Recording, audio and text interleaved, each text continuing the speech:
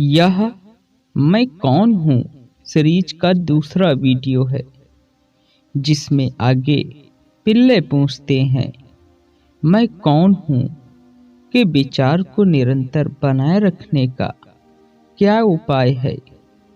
इस पर महर्षि कहते हैं, जब दूसरे विचार उदित होते हैं तो व्यक्ति को उन पर ध्यान नहीं देना चाहिए, बल्कि अन्वेषण करना चाहिए कि ये विचार किसके लिए उदित होते हैं। चाहे जितने भी विचार उदित हों, उनमें कोई अंतर नहीं पड़ता। जैसे ही कोई विचार उदित होता है, व्यक्ति को बड़ी तत्परता से खोज करनी चाहिए कि यह विचार किसके लिए उदित हुआ है। तो उत्तर आएगा मेरे लिए। इस पर जब व्यक्ति खोज करे कि मैं कौन हूँ, तो मन अपने स्रोत में वापस चला जाता है और उदित हुआ विचार शांत हो जाता है। इसके बारंबार अभ्यास करने से कि मैं कौन हूँ से मन अपने स्रोत में रहने की आदत विकसित कर लेता है। मन जो सूक्ष्म है, जब बुद्धि एवं ज्ञानेंद्रियों के द्वारा बाहर जाता है तो नाम रूप प्रकट होते हैं, और जब यह हृदय में निवास करता है तो नाम रूप विलुप्त हो जाते हैं। मन को बाहर जाने से रोककर उसे हृदय में स्थिर रखे रहने को अहम मुख या अंतर्मुखी होना कहते हैं। मन को हृदय से बाहर जाने देने को बहिर्मुखी होना कहते हैं। इस प्रकार जब मन हृदय में निवास करता है तो मैं, जो सभी विचारों का मूल है, लुप्त हो जाता है और सदैव अस्तित्वमान स्वरूप प्रकाशित होता है। व्यक्ति चाहे जो भी करे, उसे बिना मैं के अहंकार के कर्म करना चाहिए। जब कोई इस प्रकार से कर्म करता है तो उसके समक्ष सब कुछ शिव स्वरूप में प्रकट होगा। अर्थात जब पिल्लैया इस प्रश्न को पूछते हैं कि मैं कौन हूँ, इस विचार को निरंतर बनाए रखने का क्या उपाय है, तो महर्षि श्रमर बड़े सहज भाव से बतलाते हैं कि मैं कौन हूँ। यह विचार निरंतर बनाए रखने के लिए तुम्हें देखना है कि तुम्हारे अंदर जो अन्य विचार उदित हुए हैं, वो विचार क्यों उदित हुए हैं, वो विचार तुम्हारे अंदर क्यों आते हैं। तो तुम पाओगे कि ये विचार तुम्हारे लिए उत्पन्न होते हैं, अर्थात मैं के लिए उत्पन्न होते हैं। विचारों का मूल स्रोत मैं ही होता है। सभी विचार मैं के इर्द गिर्द ही नाचते हैं। कोई भी विचार मैं के बिना टिक ही नहीं सकता, क्योंकि हर विचार का केंद्र मैं ही होता है। प्रत्येक विचार इसी मैं के चारों ओर घूमता है। लेकिन जब हमें इन विचारों के मूल स्रोत अर्थात मैं को जानना है, तो अपने आप से हर पल प्रश्न करो कि मैं कौन हूँ। अर्थात जैसे ही तुम मैं कौन हूँ को जान लोगे, तो तुम्हारे विचारों का केंद्र जब स्पष्ट हो जाएगा तो विचार लुप्त हो जाएंगे, और विचारों के लुप्त होने से शिव स्वरूप प्रकट होता है। अर्थात बस एक ऐसा अस्तित्व सामने आता है जो बेहद ही आनंददायी होता है। तो महर्षि रमर कहते हैं कि मैं कौन हूँ। जब इस विचार को हृदय में रखकर पूर्णतया उसमें केंद्रित हो जाया जाता है तो इसे अंतर्मुखी मन कहते हैं। लेकिन जब इस विचार के अलावा अन्य विचार मन में आते हैं और हम बाहर की ओर अपना ध्यान देने लगते हैं तो इसे बहिर्मुखी मन कहते हैं। फिर आगे पिल्ले पूछते हैं, क्या मनोनिग्रह के दूसरे उपाय नहीं है? पिल्ले ने पहले प्रश्न किया था कि मैं कौन हूँ के विचार को निरंतर बनाए रखने का उपाय क्या है। इस पर महर्षि रमर कहते हैं, अपने मन का निग्रह कर दो, अर्थात मन को नष्ट कर दो। और इसकी विधि उन्होंने बतलाई थी कि अपने मन को अपने हृदय में हर पल केंद्रित रखो और यह विचार करो कि मैं कौन हूँ। तो इस प्रश्न में यही बात पिल्ले पूछ रहे हैं कि क्या मनोनिग्रह के दूसरे उपाय नहीं है, अर्थात हम अपने मन को हृदय में केंद्रित किए बगैर उसका निग्रह कर सकते हैं।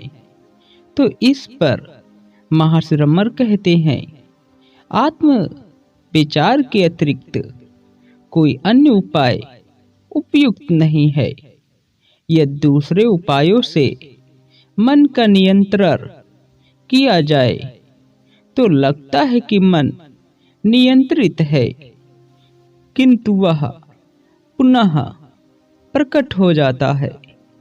प्राणायाम के द्वारा भी मन स्थिर हो जाएगा, किंतु वह तभी तक स्थिर रहेगा जब तक कि प्राण स्थिर है।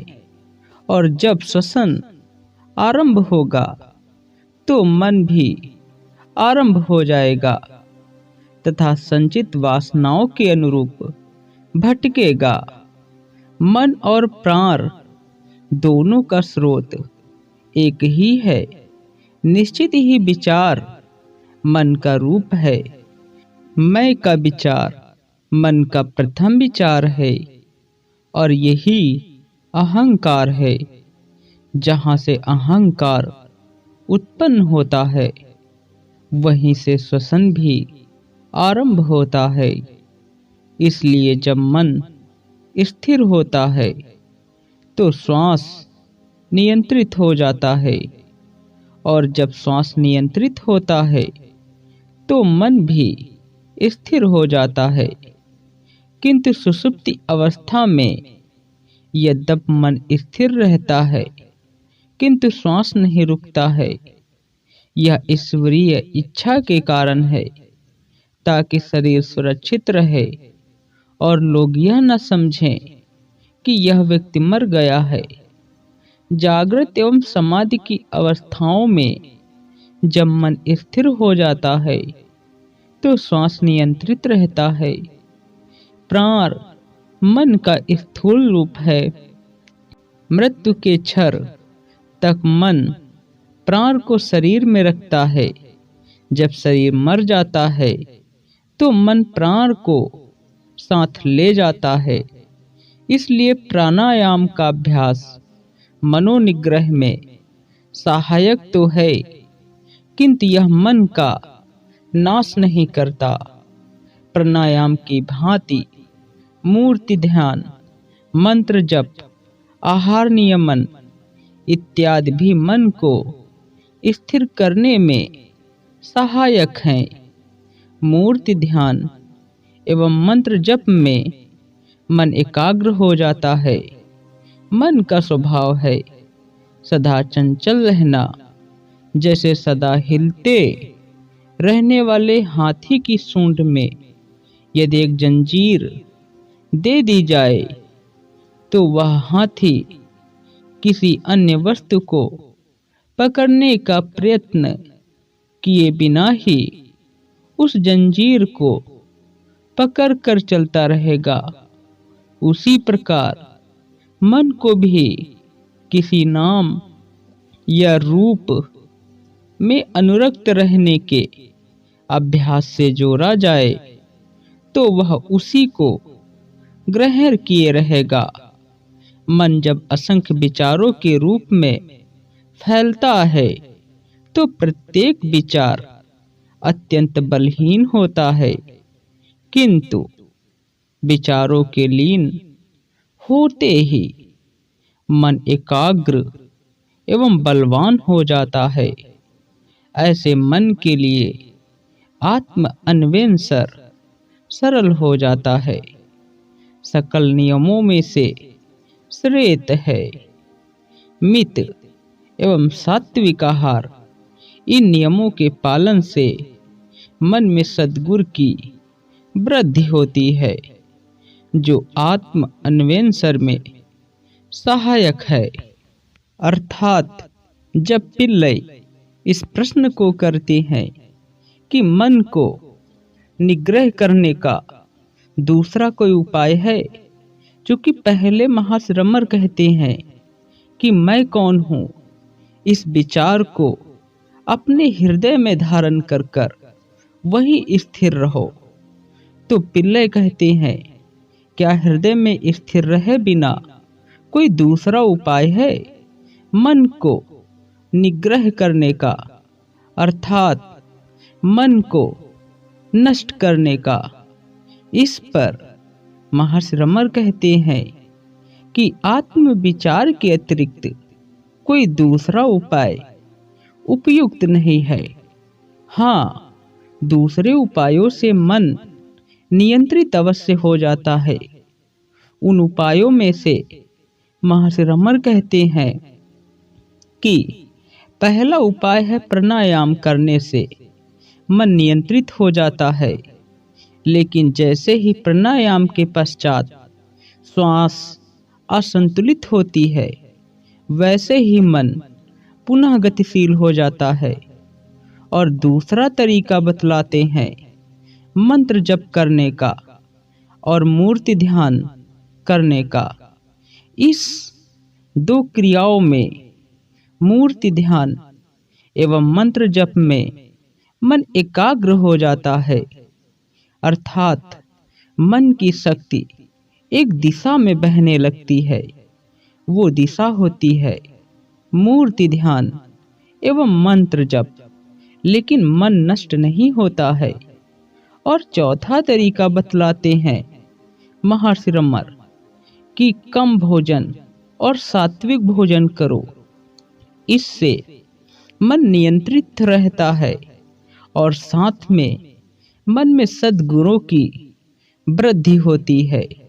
ये चार तरीके बतलाते हैं मन को नियंत्रित करने का, लेकिन मन को नष्ट करने का एक ही तरीका महर्षि रमर बतलाते हैं कि अपने हृदय में यह विचार गहरा उतरने दो कि मैं कौन हूँ और वहीं स्थिर रहो। लेकिन मन को नियंत्रित करना चाहते हो तो इसके लिए उन्होंने चार उपाय बतलाए। पहला प्राणायाम, दूसरा मूर्ति ध्यान, तीसरा मंत्र जाप और चौथा कम और सात्विक भोजन करना। इसके पश्चात पिल्लई पूछते हैं, समुद्र की लहरों की भांति संचित विषय वासनाओं के असीमित विचार प्रकट होते हैं, वे सब कब नष्ट होंगे? अर्थात पिल्लई कहते हैं जैसे समुद्र में हर पल लहरें उठती रहती हैं, उसी तरह से हमारे अंदर भी कोई न कोई काम करने की या कुछ पाने की इच्छाएं हर पल उठती रहती हैं। क्या उनका नष्ट होना कभी संभव होगा? तो इस पर महर्षि रमर कहते हैं, स्वरूप ध्यान तीव्र होते ही वे विचार क्रमशः नष्ट हो जाएंगे। अर्थात जब अपने अंदर हृदय में स्थिर रहकर इस विचार को गहरे उतरने दोगे कि मैं कौन हूँ, मैं कौन हूँ, तो इस एक विचार में स्थिर होने से अन्य विचारों का प्रवाह रुक जाता है। फिर आगे पिल्लई पूछते हैं, क्या आदिकाल से चली आ रही विषय वासनाओं का विनष्ट होना तथा स्वरूप मात्र बनकर रहना संभव है? अर्थात पिल्लई पूछते हैं कि बहुत पुराने समय से जो हमारे अंदर इच्छाएं उत्पन्न होती हैं, क्या वो नष्ट हो सकती हैं और मात्र हम साक्षी बनकर जी सकते हैं, अर्थात आत्मा में स्थिर रहकर जी सकते हैं, ऐसा संभव है? तो इस पर महर्षि रमर कहते हैं, यह संभव है या नहीं, इस संदेह को स्थान दिए बिना निरंतर स्वरूप ध्यान में सुदृढ़ रहना चाहिए। कोई चाहे कितना ही बड़ा पापी क्यों न हो, मैं तो पापी हूँ, मेरा उद्धार कैसे हो सकता है? यूं दीन हो विलाप एवं चिंता न करते हुए मैं पापी हूँ के विचार को पूरी तरह से त्याग कर यदि वह सतत स्वरूप ध्यान में संलग्न रहे तो निश्चित रूप से ही वह सफल होगा। शुभ मन और अशुभ मन ऐसे दो मन नहीं है, मन एक ही है।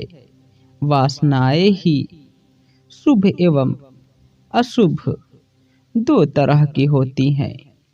मन जब शुभ वासनाओं के वशीभूत हो तब उसे शुभ मन कहते हैं, और जब अशुभ वासनाओं के वशीभूत यह मन हो तो तब उसे अशुभ मन कहते हैं। प्रपंच विषयों में मन नहीं लगाना चाहिए तथा उसे दूसरों के कार्यों में हस्तक्षेप नहीं करना चाहिए। दूसरे लोग कितने भी बुरे क्यों न हो, उनसे द्वेष नहीं करना चाहिए। राग द्वेष दोनों ही त्यागने योग्य हैं। दूसरों को जो कुछ दिया जाता है वह सब अपने आप को ही दिया जाता है। इस सत्य को जान लेने के बाद भला कौन दूसरों को बुरा भला देना चाहेगा? अंततः उसके अंदर जो अहंकार उत्पन्न होता है वह विलीन होने से सब कुछ विलीन हो जाता है। हम जितना अधिक नम्रशील व्यवहार करेंगे उतना ही अधिक हमारा हित होगा। मन को निग्रहित करके कोई भी कहीं भी रह सकता है। अर्थात जब पिल्लई यह प्रश्न करते हैं कि बहुत पुराने समय से जो विषय वासनाएं चली आ रही हैं, क्या उनका नष्ट होना और हमारा सिर्फ साक्षी स्वरूप रहकर जीना संभव है? इस पर महर्षि रमर कहते हैं कि कभी कोई सी को अपने ऊपर यह संदेह नहीं करना चाहिए कि मैं पापी हूँ, मेरा उद्धार भला कैसे हो सकता है। ये सब व्यर्थ की बातें हैं। बस जो अपने स्वरूप ध्यान में संयमित रहता है, अर्थात जो अपने हृदय में मैं कौन हूँ, मैं कौन हूँ के विचार में गहन रूप से उतरता जाता है, वह निश्चित रूप से बिना किसी संदेह के एक दिन सफल होता ही होता है। और जहाँ तक बात मन की है, तो मन ना तो शुभ होता है और ना ही अशुभ होता है। वासनाएं शुभ और अशुभ होती हैं। जब मन शुभ वासनाओं के वशीभूत होता है तो उसे हम शुभ मन कह देते हैं, और जब मन बुरी इच्छाओं के वशीभूत हो जाता है तो हम उसी अशुभ मन कह देते हैं। लेकिन अच्छी और बुरी दोनों ही प्रकार की इच्छाएं त्यागने योग्य हैं।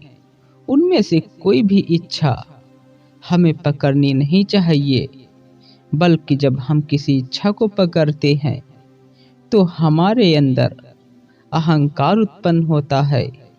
लेकिन जब हम अच्छी और बुरी इच्छाओं को पकड़ना छोड़ देते हैं तो अहंकार नष्ट हो जाता है, और जैसे अहंकार नष्ट होता है हम उतने ही अधिक विनम्र होते जाते हैं, और विनम्रता में सदैव हमारा हित ही होता है, ऐसा महर्षि रमर कहते हैं। उसके बाद पिल्लई अगला प्रश्न करते हैं। पिल्लई पूछते हैं, आत्म अन्वेषण का अभ्यास कब तक करना चाहिए? अर्थात मैं कौन हूँ? इस प्रश्न का उत्तर पाने के लिए हमें कब तक अभ्यास करना चाहिए? अर्थात मैं कौन हूँ, मैं कौन हूँ, मैं कौन हूँ, इस विचार का जो हृदय में हमने स्थिर किया था, उस विचार में कब तक हमें चिंतन मनन करना चाहिए कि मैं कौन हूँ, मैं कौन हूँ? इस पर महर्षि रमर कहते हैं, जब तक मन में विषय वासनाएं रहती हैं तब तक मैं कौन हूँ के अन्वेषण का आवश्यक है। ज्यों-ज्यों विचार उठते हैं त्यों-त्यों आत्म अन्वेषण द्वारा उन सब का नाश करना चाहिए। आत्म स्वरूप की प्राप्ति तक यदि कोई निरंतर स्वरूप स्मरण में रहे तो यह साधना ही पर्याप्त है। जब तक दुर्ग के भीतर शत्रु है तब तक वे उससे बाहर आते रहेंगे। ज्यों-ज्यों वे बाहर आए तथा उन्हें मारते रहें तो दुर्ग जीत लिया जाएगा। अर्थात पिल्ले जब कहते हैं कि मैं कौन हूँ, मैं कौन हूँ, इस विचार का कब तक हमें चिंतन मनन अपने हृदय में करना चाहिए? तो महर्षि रमर इस पर कहते हैं, जब तक तुम्हारे अंदर इच्छाएं हैं, जब तक तुम्हारे अंदर इच्छाएं उत्पन्न होती हैं कुछ पाने का या करने का, उन इच्छाओं का जब तक नाश नहीं हो जाता है तब तक यह अभ्यास करते रहना चाहिए कि मैं कौन हूँ, मैं कौन हूँ। अर्थात जब अंदर का दुर्ग जीत लिया जाता है तो बाहर आने की कोई जरूरत ही नहीं पड़ती है। इसके बाद पिल्ले अगला प्रश्न करते हैं, स्वरूप का स्वभाव क्या है?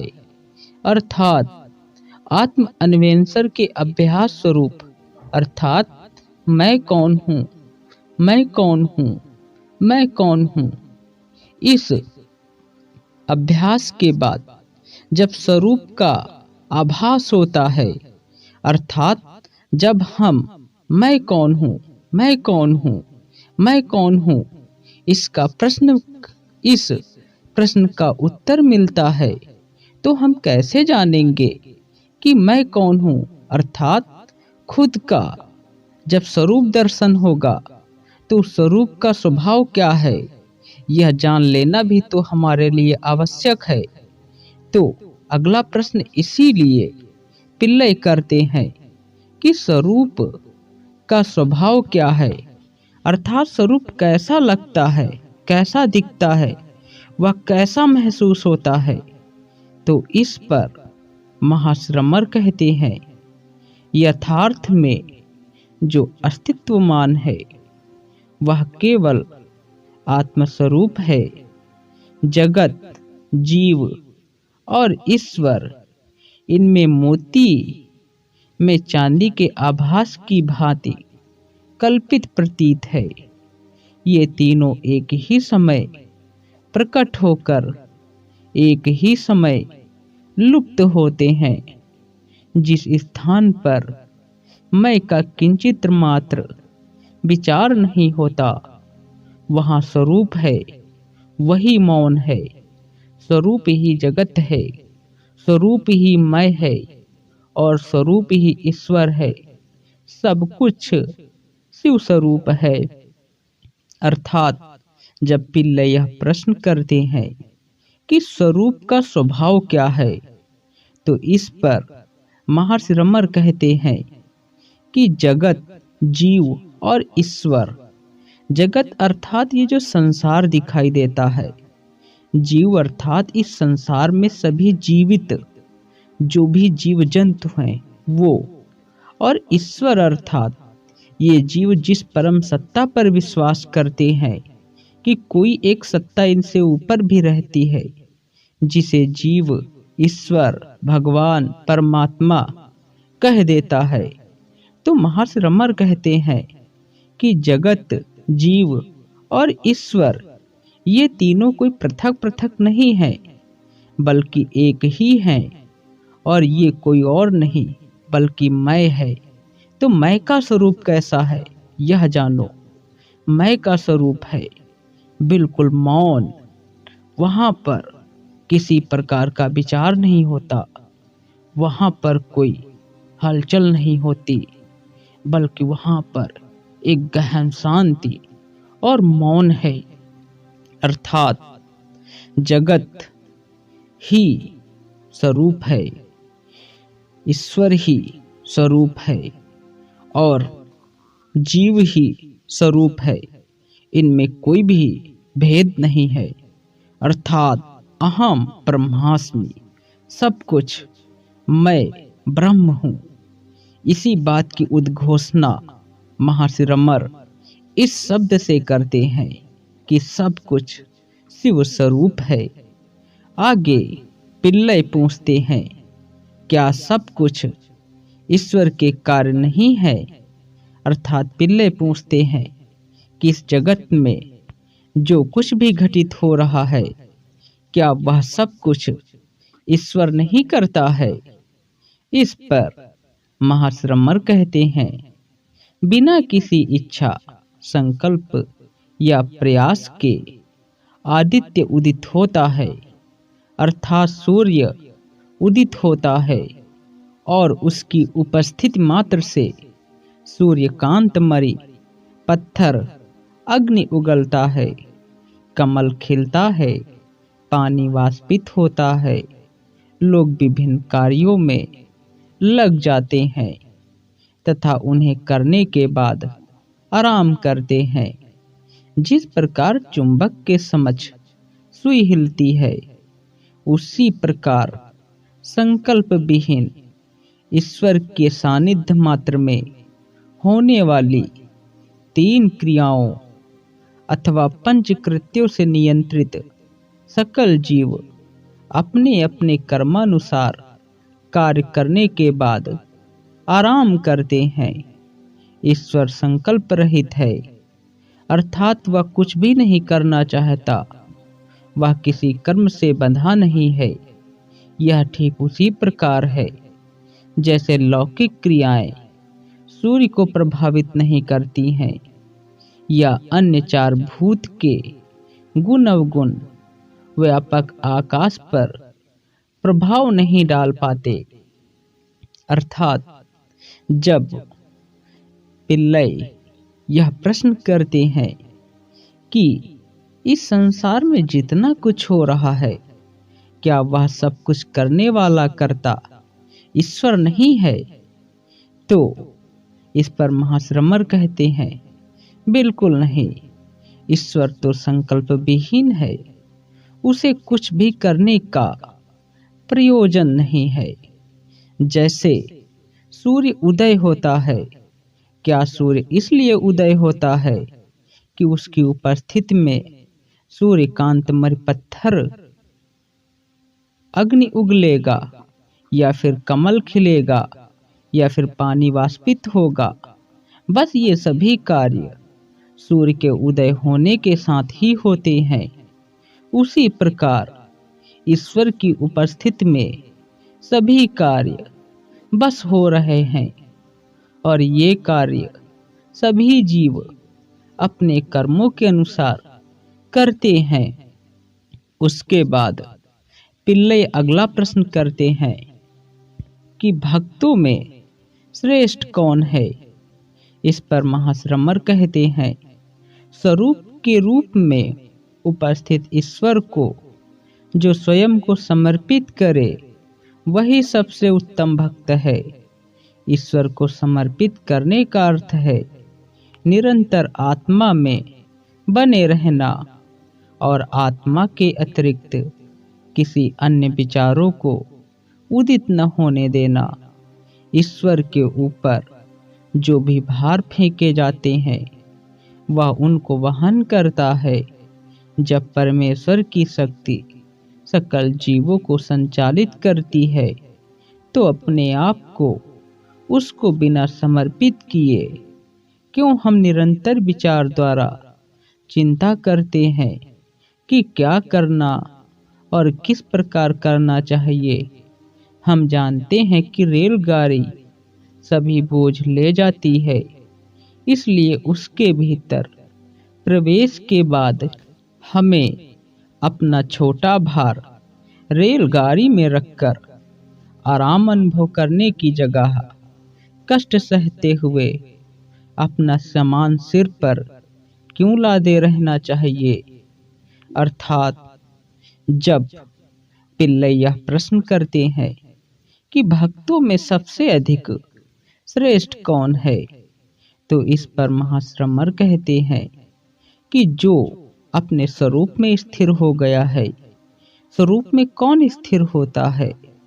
जो अपने हृदय में या गहरा विचार करते जाता है कि मैं कौन हूँ, मैं कौन हूँ, मैं कौन हूँ, तो उसे अपने स्वरूप का बोध होगा। और जब स्वरूप का बोध हो जाता है तो उसके अंदर से सभी विषय वासनाएं नष्ट हो जाती हैं।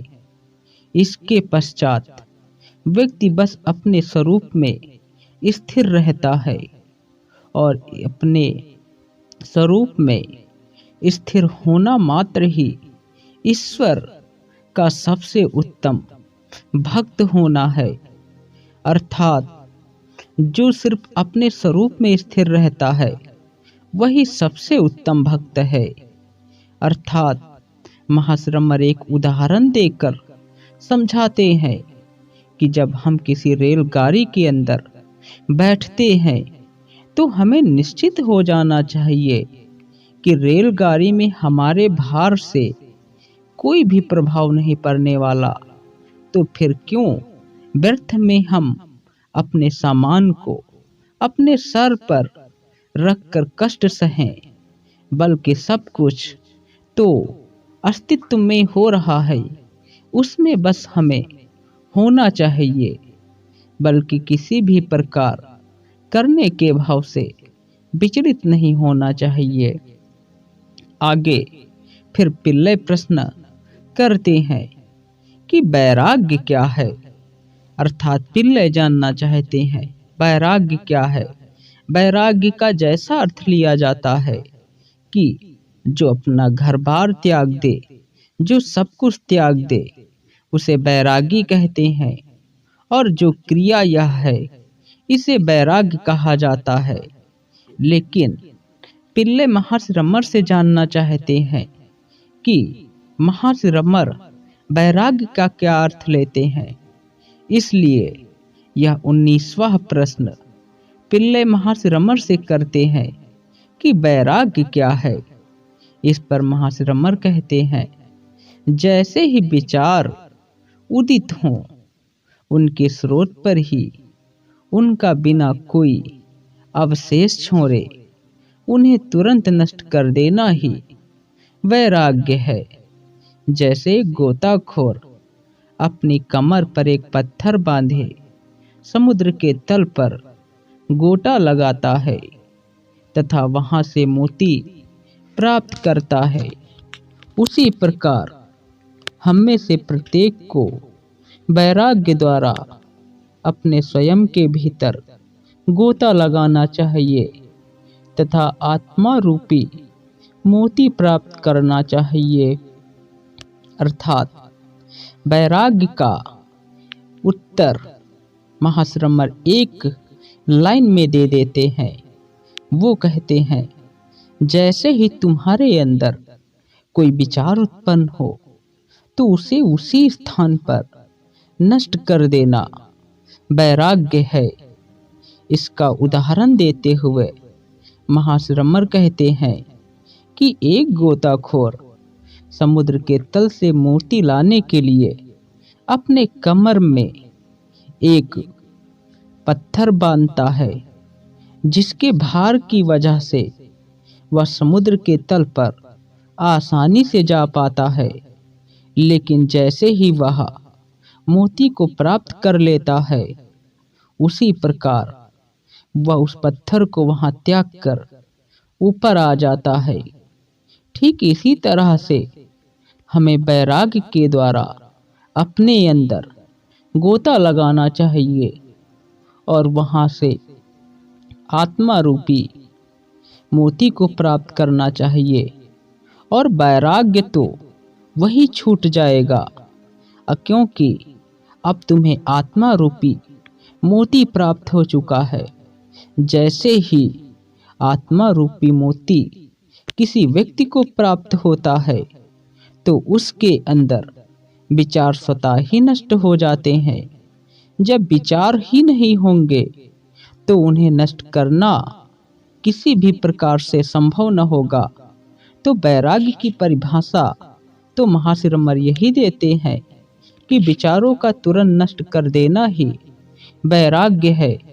लेकिन आत्मा की प्राप्ति के पश्चात जब विचार बचेंगे ही नहीं तो वैराग्य की क्या आवश्यकता।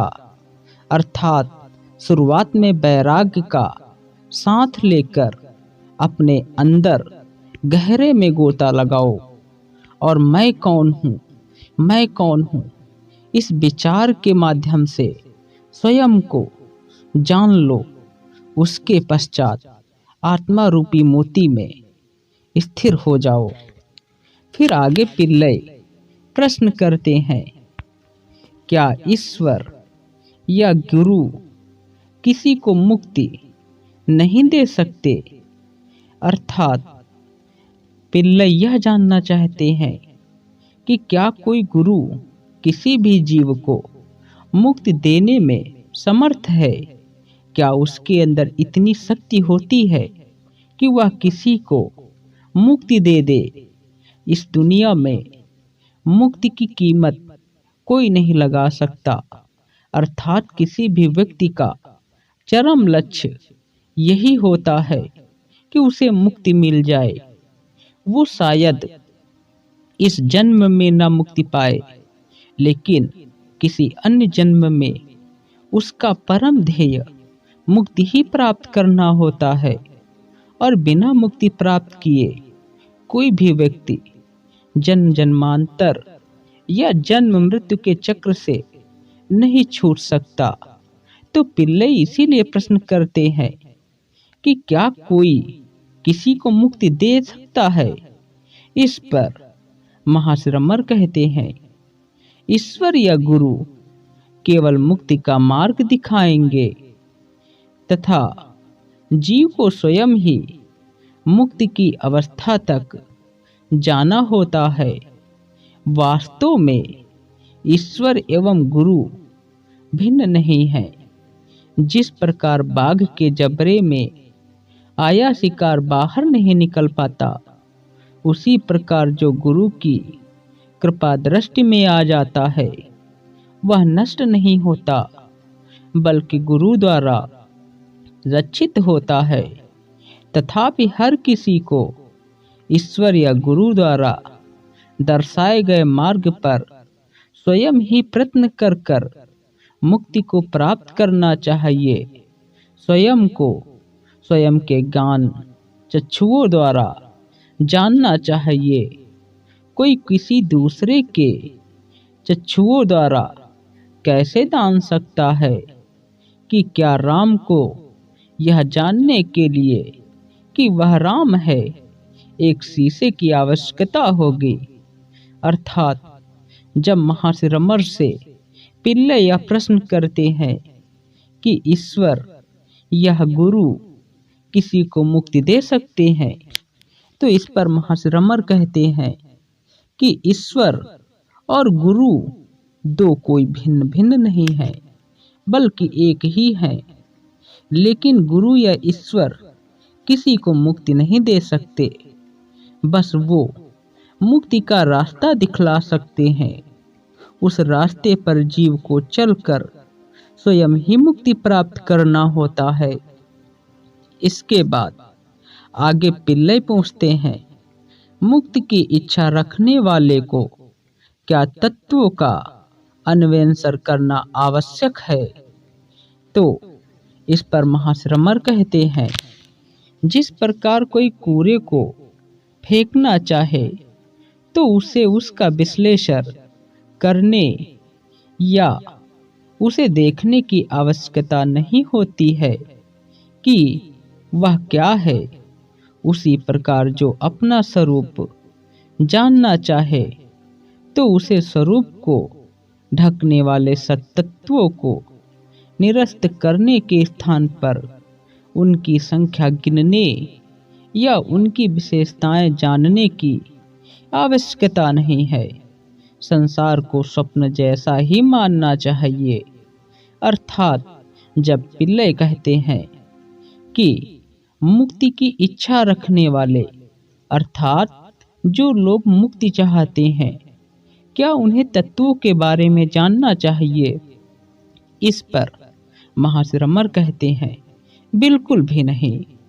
वो इसका उदाहरण देते हुए व्याख्यान करते हैं कि जिस प्रकार कूड़े को फेंकने वाला व्यक्ति कभी भी कूड़े में यह नहीं देखना चाहता कि उसमें क्या है, क्या अच्छा है, क्या बुरा है, बस वह उसे फेंक देता है। उसी प्रकार से हमारे स्वरूप को जो भी ढकने वाले तत्व होते हैं, हमें उन्हें जानने की जरूरत नहीं है, बस उन्हें हटाते जाओ, हटाते जाओ। बस जैसे यह संसार स्वप्न है, वैसे ही बस स्वप्नों को समझकर या सपनों जैसा ही मानकर इन तत्वों को बस हटाते जाओ। उन्हें जानने की कोई आवश्यकता नहीं है। फिर आगे पिल्ले प्रश्न करते हैं कि क्या जागृत एवं स्वप्न में कोई भेद नहीं है? अर्थात पिल्ले पूछते हैं कि जागृत की अवस्था, अर्थात जब व्यक्ति सोकर उठता है उस अवस्था, और जब व्यक्ति सो रहा है उस अवस्था में कोई भेद है, कोई अंतर है या नहीं? इस पर महर्षि रमर कहते हैं, जागृत की अवस्था दीर्घ अर्थात लंबी होती है तथा स्वप्न की अवस्था क्षणिक होती है। इसके अतिरिक्त उनमें कोई भी भेद नहीं है। जागृत अवस्था में जागृत की घटनाएं जितनी सच लगती हैं, उसी प्रकार स्वप्न के समय स्वप्न की घटनाएं भी उतनी ही सच लगती हैं। स्वप्न में मन एक दूसरा ही शरीर धारण करता है। जागृत एवं स्वप्न दोनों ही अवस्थाओं में नाम रूप के विचार एक साथ आते रहते हैं। अर्थात जब पिल्ले यह प्रश्न करते हैं कि जागृत और स्वप्न की अवस्थाओं के बीच क्या कोई अंतर है, तो महर्षि रमर कहते हैं, हाँ, एक बस छोटा सा अंतर है। वह अंतर यह है कि जागृत अवस्था में हमें ज्यादा समय का अनुभव होता है, लेकिन वहीं स्वप्न की अवस्था में कम समय का अनुभव होता है। अर्थात जागृत अवस्था में समय की अवधि हमें लंबी दिखाई देती है, लेकिन स्वप्न की अवस्था में समय की अवधि बड़ी ही कम होती है। अर्थात जिस जीवन को आप जीते हैं एक दिन में, वैसी और उतनी ही घटना को स्वप्न में आप मुश्किल से 5 मिनट में देख सकते हैं।